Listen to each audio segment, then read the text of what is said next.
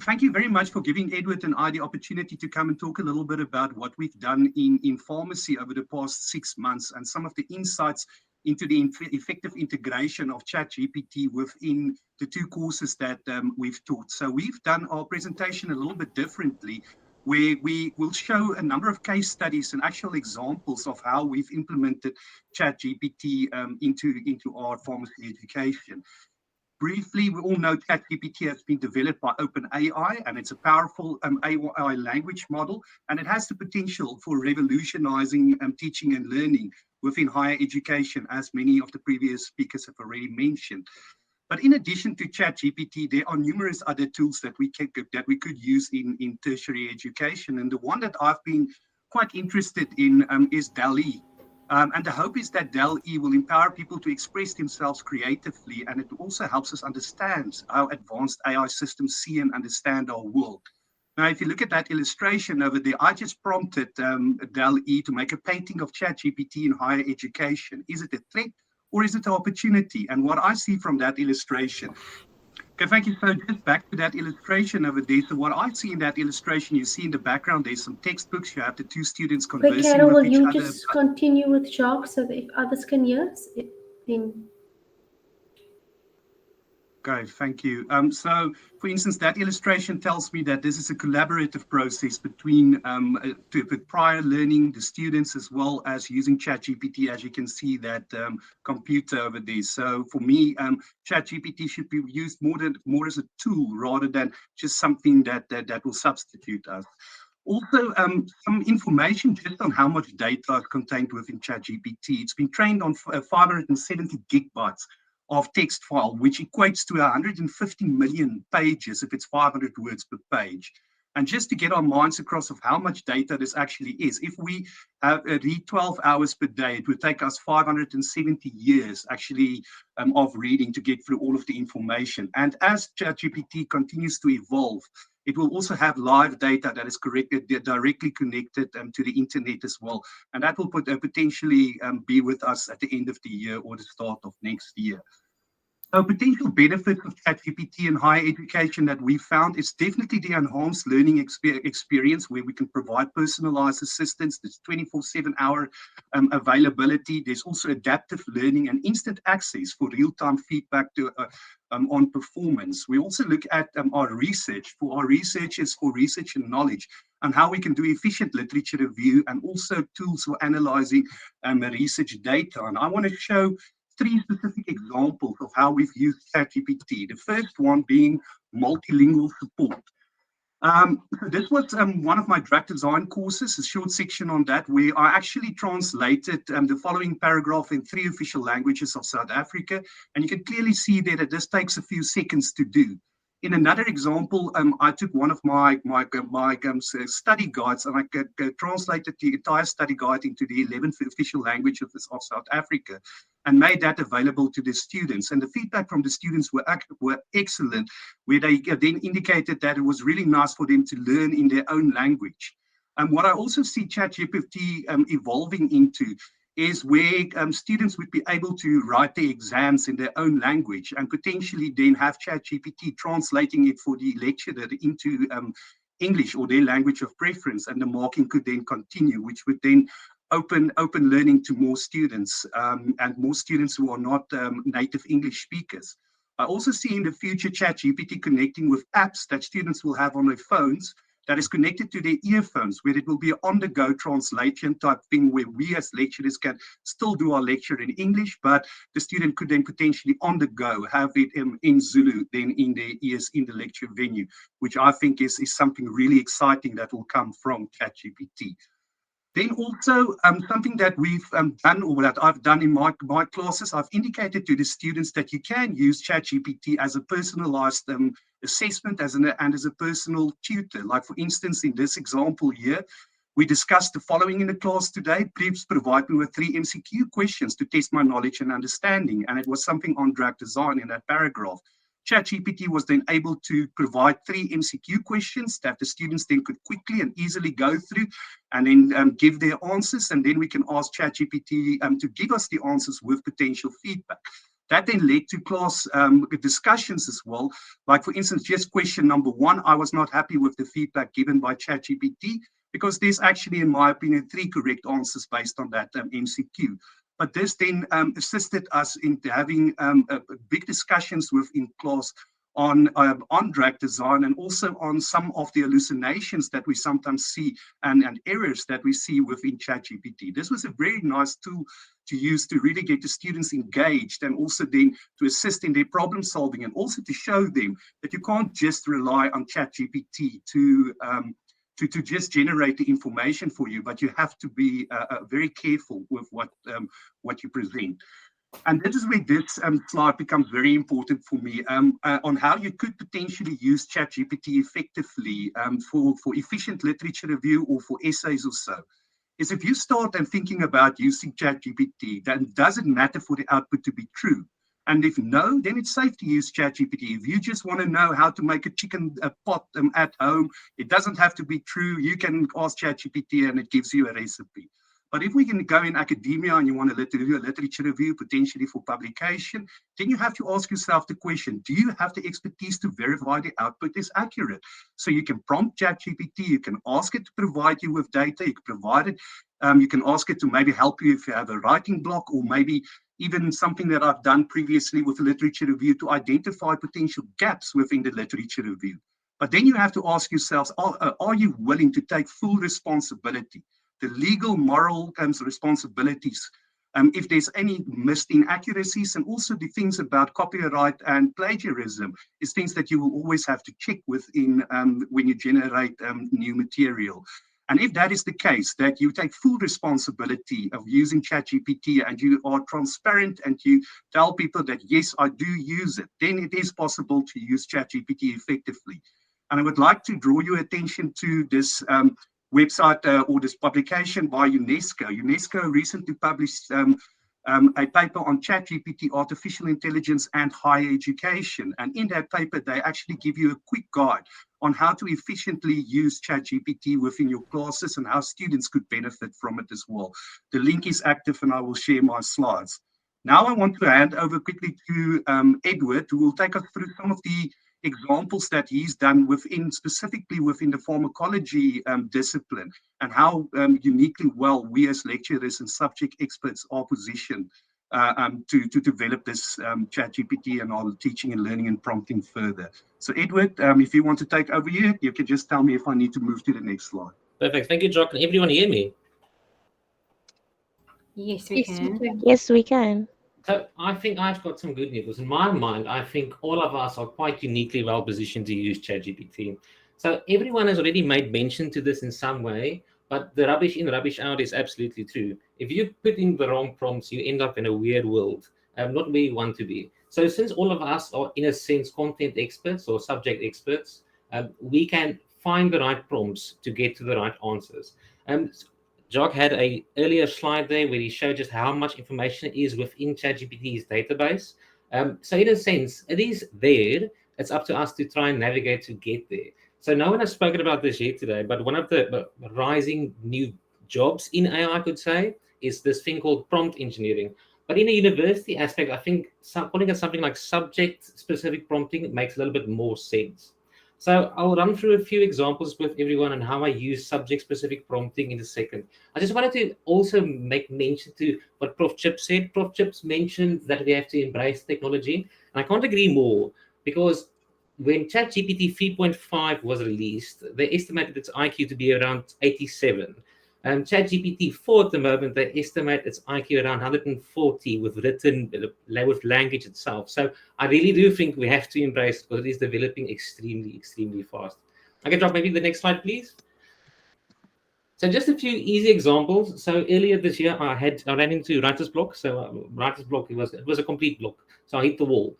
So I wanted to figure out how can I create new assignments for my students. So I asked specifically for the machine to develop assignments based on weaknesses I perceived the student had, and for a subject specific, in the subject here was pharmacokinetics.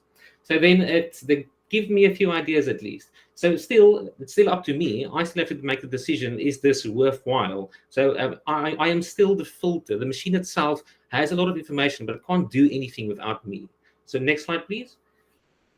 So then it came up with these 3 examples, and then I could then pick and choose which one could actually work, which one makes sense in my environment, or with regards to this student, because this student in this case made careless mistakes of just not adding any units. So then I thought, well, units matter. That makes sense. That's a funny title. That makes class a bit more fun.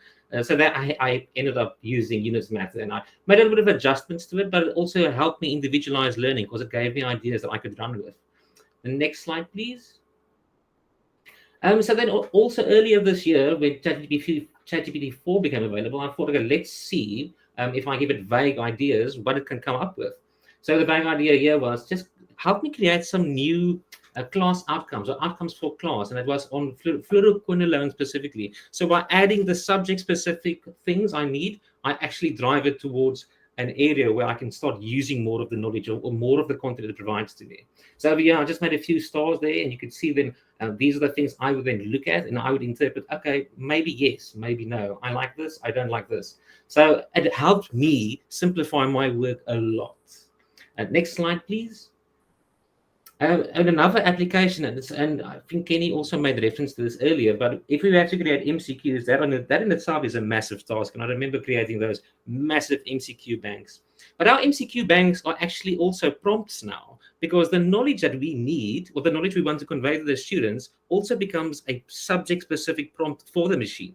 So if you then give it a subject-specific MCQ question, you can derive a different answer or a different question from it as well. So as an example, maybe the next slide, please. So this is an example of a question I gave it, and I told it, okay, I don't want to ask about the route of administration of ceftriaxone. I want to change it to the spectrum of activity. And now it can give me a completely new question and changing what I'm actually measuring. So all of the work that we have done can now become useful work in creating prompts to generate new questions and new, well, what's the right word, but brand new questions. Let's just call it brand new questions. Okay, maybe next slide, please. So I was having a lot of conversations, I could say, with ChatGPT while I was developing my course outline, etc. And then I thought, okay, but I saw people asking about poems. So one of the things I really wanted to carry over this year for the students was the rise of bacterial resistance. And if you know about bacterial resistance, you know that these escape and keeps organisms are the main ones causing all of the infections all around the world. So I asked it, can you give me a poem that incorporates every single one of these organisms? And then it did it, but the way it did it is beyond genius. And this flabbergasted me, and I'm still struggling to explain it in a sense.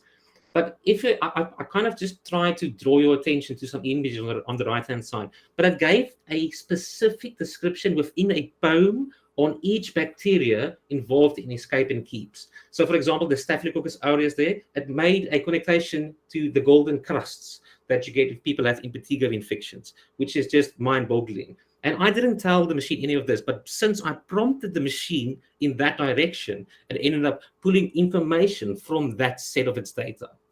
Okay, maybe next slide, please. And then one of the things I've always struggled with is creating our new case studies, because our case studies are extremely large and complicated. So you always end up missing a few things. But now with ChatGPT, it's easy to make sure you get all of the information in there. So this is an example of that. I'm guessing I'm running out of time. Maybe next slide, please. This is more or less of the same again. Maybe the last slide, and I can just speed things along, dropping a gear now. So in the context of this subject-specific prompting, this is an example of the communities. The communities around the world are creating these intricate prompts. And these extremely intricate prompts are designed to drive the conversation in a certain direction that you want it to go down. And this prompt itself, you're only seeing a part of it, but this prompt is actually 2,000 words long. And it wouldn't be difficult for us as subject experts to involve specific keywords that drive it into a direction that we want to go down. And then the last slide, I think, for me. And another thing that we haven't really thought about, or I don't think everyone has thought about, Jacques had an example of it translating into a different language. But another language that none of us actually know anything about is programming language. So I've been struggling for years to get a certain pharmacokinetic equation onto an Excel spreadsheet so I can easily make new cases. And it's just simply because I don't understand how the syntax works in Excel.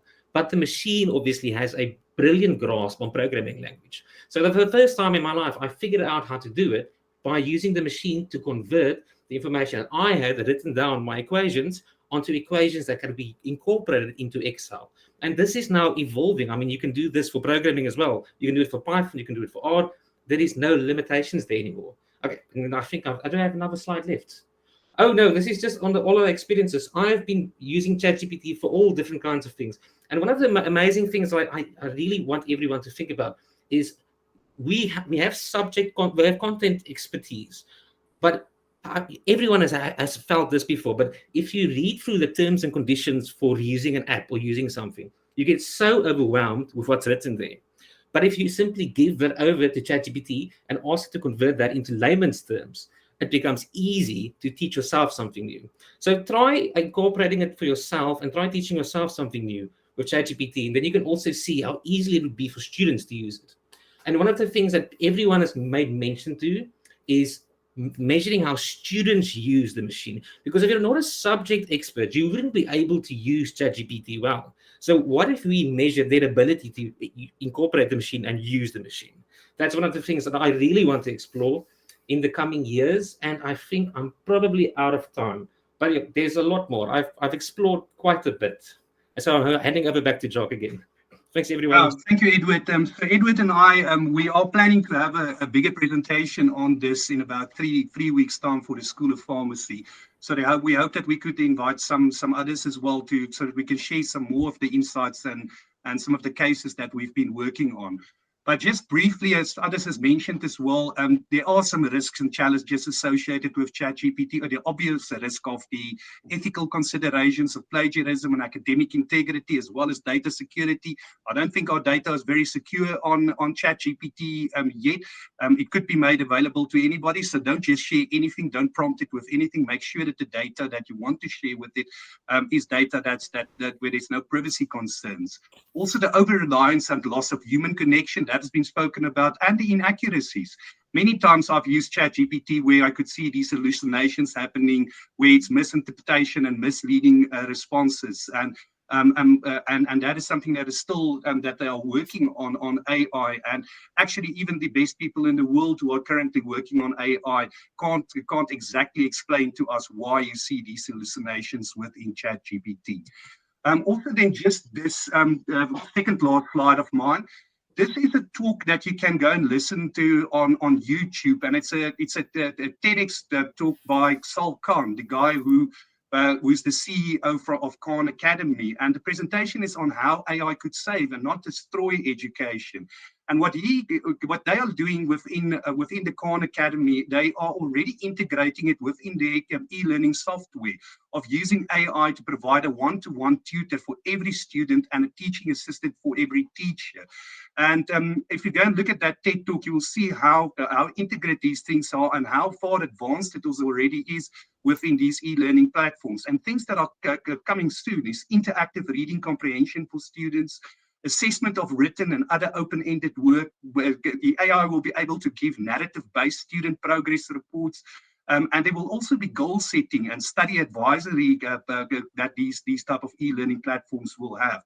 So we will also have to look at how we are going to integrate eCanva to have all of these different AI technologies built into eCanva, and whether or not eCanva is still the e-learning platform that we should go to into the future, and whether or not this is possible. So please, from my recommendation, go and have a look at this talk because it is quite interesting. And that brings me to the end. Again, ChatGPT is a tool; it's not a replacement. And we need to look into careful consideration, responsible integration, and staying up to date with all of the AI advances for the necessary for maximal benefit, which is difficult because, as we can see, how quickly it is moving and the number of apps coming out almost daily. It is quite difficult to stay up to date. But thank you. That is mine, Edward's talk. Thank you so much.